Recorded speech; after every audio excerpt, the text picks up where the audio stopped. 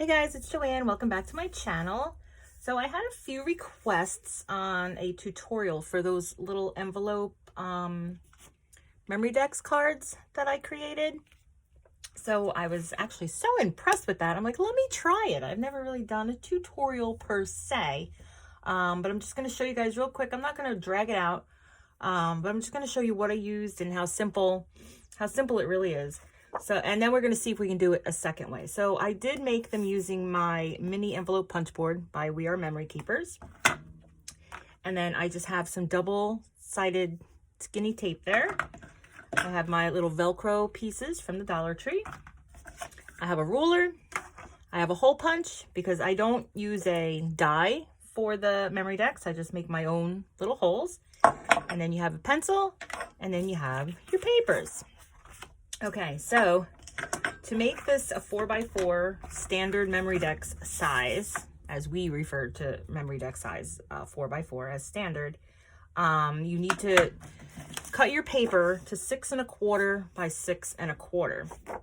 So the only thing that stinks about this really is you can't use a 6x6 paper pad, and you can really only make one with your 12x12 sheets of paper. So what I did was I took 2 different of the 12x12 papers, cut them down to the 6 1/4 by 6 1/4, and then out of some of that leftover, I took my pieces that I'm going to insert to put my information on. It's just to be able to use a little bit more of that paper and not having to waste so much, even though, you know, I'll find something to do with it in the end. Okay, so here we go, guys. These punch boards are pretty easy to use once you actually figure it out. They come with the score, even the bigger one, and it tells you what this is the size you want, this is the size to cut your paper, and then this is the mark up here that you're going to score your paper along. So for the 4x4, we need to score it at 3 1/8. So I don't know if it really matters. Here, let's do it on this side. I don't know if it really matters what side we do it on. So you just line up here, 3 1/8, and then your score, you just kind of feel for it, score down, and then pop the top so you get your little notch there. Now, when I first got these punch boards, I did them all wrong. I couldn't figure out why. It's because you're supposed to turn the paper counterclockwise, and then you line your score mark up with this little doodad here so that that's even with that. Let's see how that line there has to go even with this little point that comes out, and then you just continue to score around.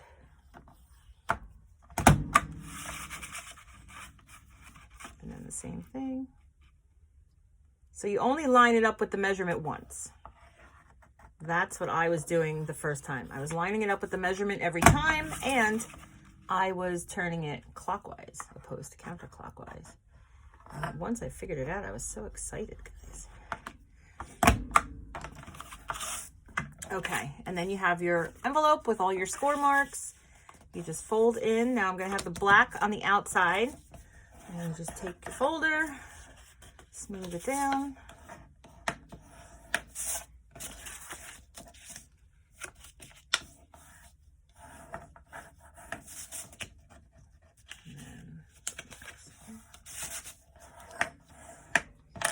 Okay, and then I kind of like to eyeball it to see how, because sometimes, like, if it's this way, you know, your envelope might not look so good, or, you know, so I just kind of play with the pieces and see which way I like that it looks. Ideally, you want your flaps on the outside, so I think that looks pretty good. And then I just also round off these little corner pieces. So I'll round off that one, and that one.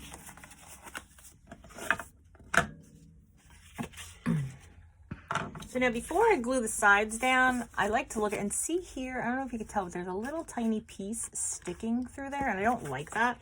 So I'm just going to take my scissor and just snip off a little bit of the top of that.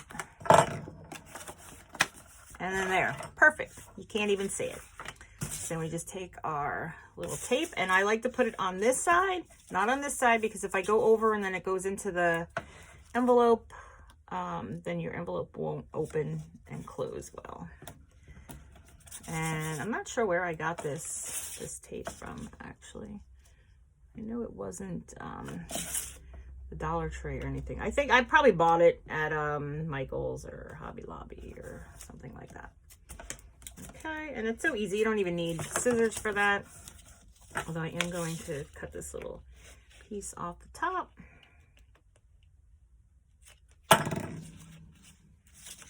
And then we'll just release the tape. Smooth these down. Okay, and there you have your envelope. Now you already have, where's the piece? You already have your 4x4 piece cut out that you're going to put your information on. So that'll slide right in there. Now the important part with this is to make sure that you put your little tag in there. If this is the way you're going to do a tag with your information, make sure you put it in there first, because, and actually I'm going to do it the other, well, that matches. I guess that's good, because I'll put a little something there. But make sure that that is in there first and down to the bottom, because now you have to make your Memory Dex marks. And that's really simple, guys. On a 4x4, you're just going to mark that at 1.5. I just take a pencil, and 2.5. All right. And then you take your hole punch, hole side up. You see where the marks are, if you can see them, there and there. And then I just eyeball it, and I go right in the center of that mark, a little bit higher. So I'll make my first one, and then this one, I just kind of, again, eyeball it to make sure that it's even with that second one. And that look good? You know, sometimes you got to hold it up to the light. And I think that looks pretty good. I don't have an exact measurement on how high you should punch your hole. I just kind of wing that. And then I just take my scissor and I cut on the right side of the pencil mark, and I cut on the left side of the pencil mark, and there you go. Voila, you have it. So that, and then now your body, your inside is already cut too. So they can keep that in there on their holder, and everything stays in place. And now, guys, all you do is decorate it, right? Easy peasy. So again, I'm just going to show you the one that I already decorated, and I will come back and show you how this one looks in the end.